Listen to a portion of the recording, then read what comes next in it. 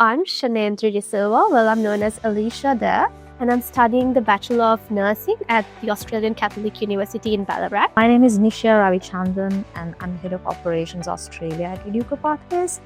So Cheyendri, how do you really feel about being a student in Australia? Well, I feel privileged and I feel very blessed to be a part of ACU and also be a student in Australia. Oh, nice. What made you to select Eduko, and how was your experience with Eduko, and did we really meet up with your expectation? Yes. So before I chose Eduko, I did research on different websites, and I found different other agencies as well. But I did go to meet a few of them.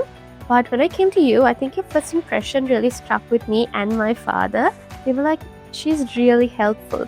And she told us things which I couldn't find on the internet.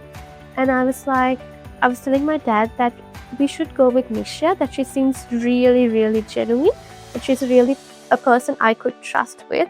And I believe that has been one of the best decisions in my life, going ahead with you, because you were a person I could rely on, you were a person I could trust, and it made my transition, the whole visa process, so much easier.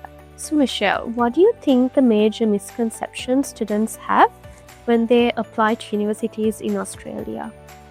So, Cheyendri, when you take students, they're just, as I mentioned previously, they are just after A levels, or maybe they're after their undergraduate degrees. So this whole process is very new for them. So there are so many misconceptions. I would say that's because there are too many information out there for students. When they say, okay, this is how that you have to, follow. One person says this, and another group says something, and they get carried away with all these misconceptions. To name few, I would say anyone who think about Australia, of course, it's an expensive option compared to other countries, but yet again, they miss out on the quality. Now, you might be, experiencing how quality it is compared to the facilities we have in Sri Lanka. So, yes, the cost can be high, but the investment you make, that's the return on investment that you're getting after that. And also the other misconception is most of the students I know, they look for PR, they look for part-time. So they think, okay, as soon as you get your placement at a university and the visa, the student can work full-time. Immediately after completing a degree, they can apply for PR. So this is not a very, smooth process of getting a PR. So you need to first study at a university, perform, and then there are ways to get into PR. So I would say do not look upon only permanent residency pathway when it comes to studying in Australia. So I think that misconception should be taken away when you're choosing Australia. And then also they think that they don't have to pay the tuition fees before making the application for the visa. And there are so many things that they think that it's an easy process.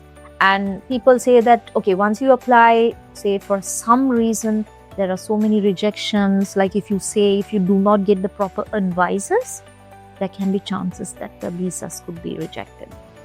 So when you talk about rejections, you can talk on a separate topic. So that should be kept in mind in case of a visit visa or any refusals. That's going to impact. So how well that they should be prepared. And they think life is going to be very easy once they get the student visa. So I can see Cheyendri, you would have, shared so many things. Yes, of course, it's going to be a tough journey. But yet again, if you work hard, that's how you're going to, reap the benefit later on. It can be 3 years, 4 years, 5 years. But you need to, have that patience. So certain misconceptions like I mentioned, I think you should be aware of. And I think that's the reason you have to go to a reputed, well-known, and a genuine agent where you can get the guidance from top to bottom. I love all that you added, Nishya, and I also think one of the biggest misconception is also it's okay to skip classes.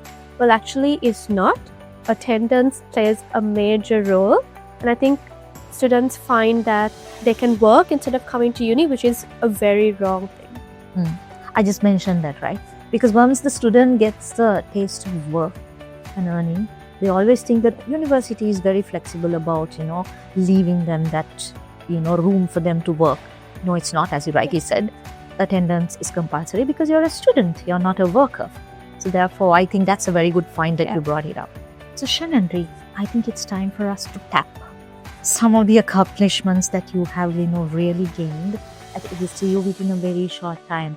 And as a person who had assisted you in this journey, I feel really proud. I could really report, I know how your parents would be. So I think it's time for us to just talk a bit about that. And I think you've been working as a student mentor for ACU Ballarat campus.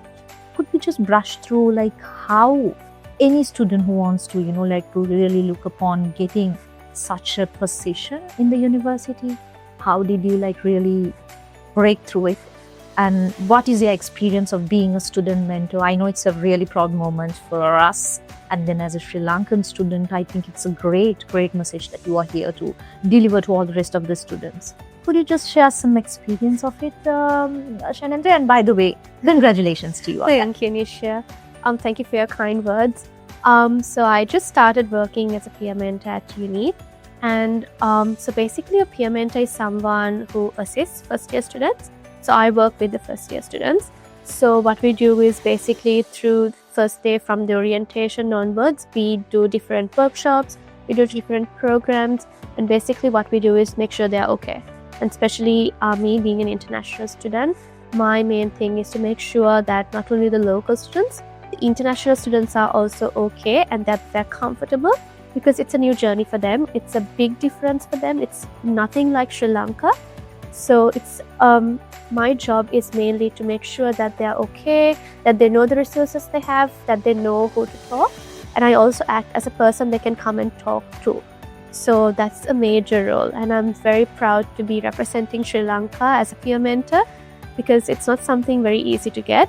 It's because with the language barrier and everything, it's certainly a difficult task, and so I'm very proud to be able to represent my country as a peer mentor in the Ballarat campus. Marvelous, Cheyendri. Lovely. Thank you so much for the wonderful description. Thank you, Nishya. Thank you for the lovely session, Cheyendri. And I really love being, part of it. And I think we have come to the end of the session. And I would like to take a moment to thank you for all the kind words and congratulations on your achievements. And all the very best with your future endeavors. I know you're transferring to your second year, and I know you're going to do good. And please do keep in touch. And I'm so happy to, see you progress. And all the very best. Thank you for inviting me, Nishya. Thank you for the kind words. And all the best with everything as well.